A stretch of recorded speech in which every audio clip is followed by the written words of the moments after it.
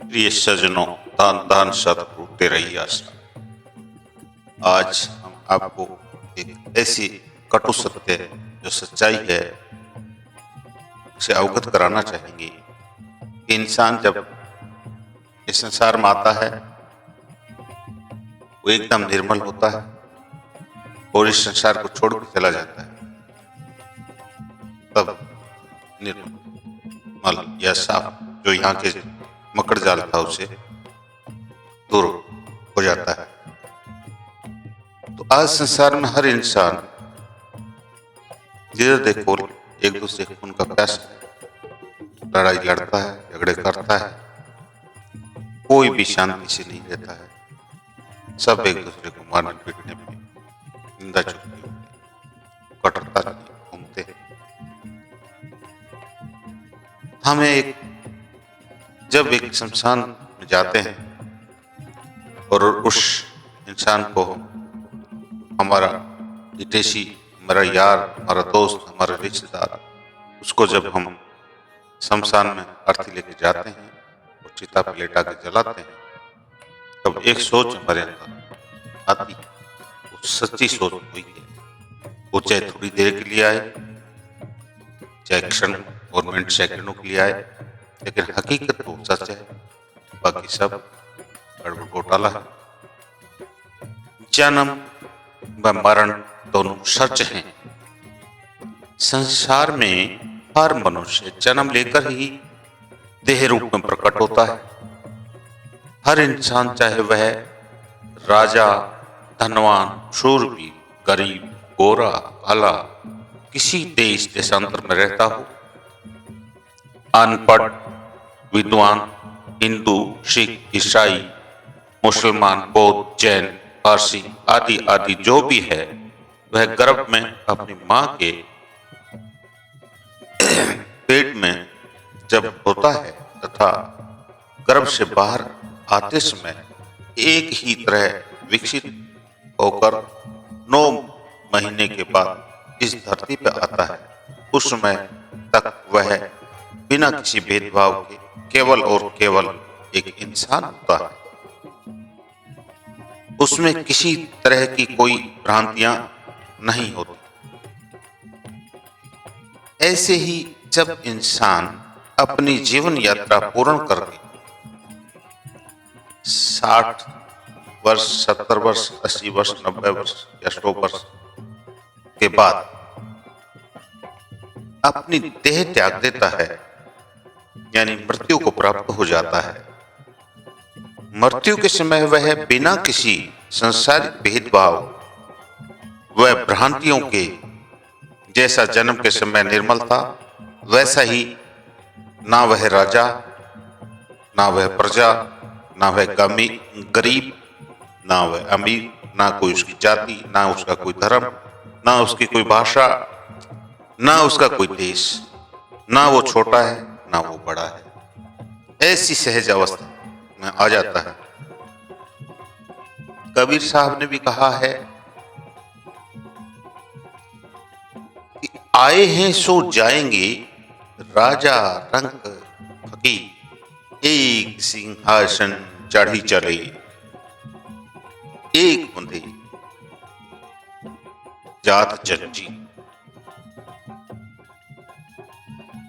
कबीर जब हम पैदा हुए, लोग हंसे हम रोए, ऐसी करनी कर चलो, हम हंसे जग रोए।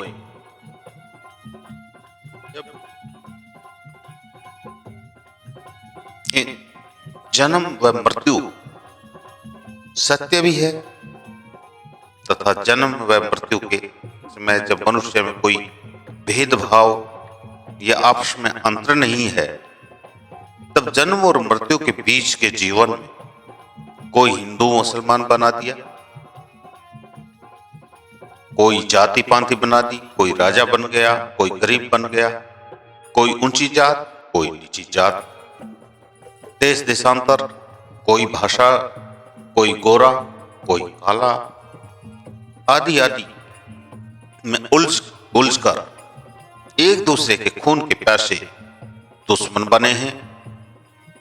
कोई देश किसी पर गोले बरसा रहा है, कोई अलग अलग मन गढ़ंत बातों में उलझाकर एक दूसरे को लूट रहा है।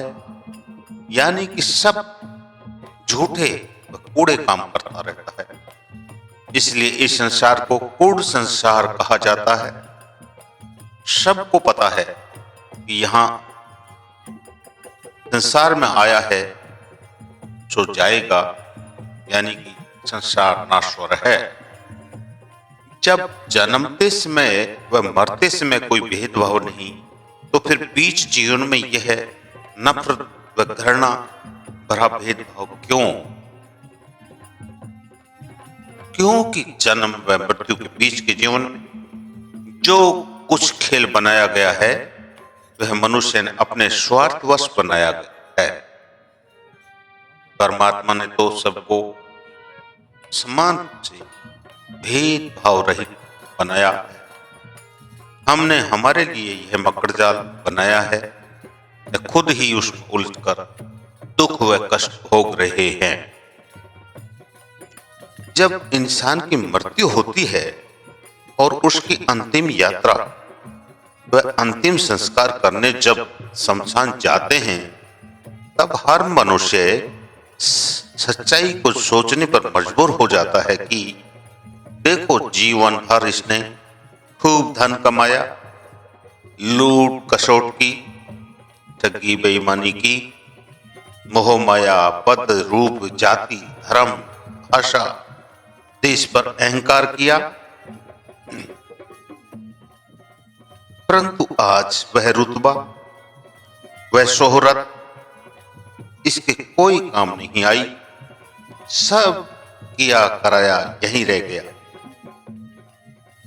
सब संसार झूठा है, इसके सारे झमेले झूठे हैं।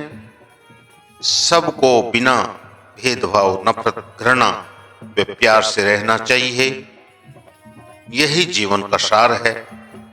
जो शमशान के अंदर अंतिम संस्कार की घड़ी के समय की यह सच्ची सोच हमेशा हर दिल में कायम रहे, तो हम सब संसारिक दुखों से मुक्त रह सकते हैं।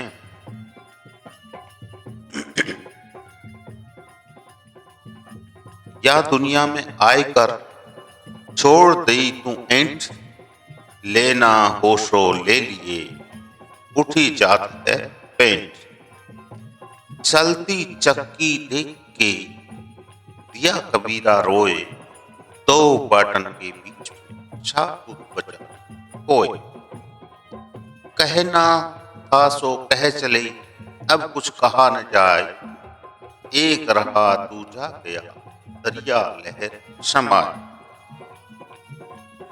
रात कमाई सोए के, दिवस कमाया खाए, हीरा जन्म अमोल था, कोड़ी बदले चाय। प्यारे सज्जनों, हमको झकझोर देने वाली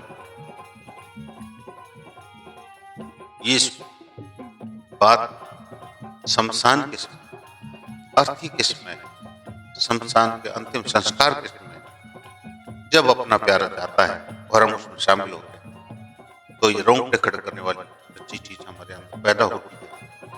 हर जीव में होती है कि हम क्यों आपस में लड़ते हैं, क्यों झगड़ते हैं, क्यों एक दूसरे को नीचा दिखाने, ऊंचा दिखाने में लगे हुए हैं। परंतु फिर वही मोह माया, लालच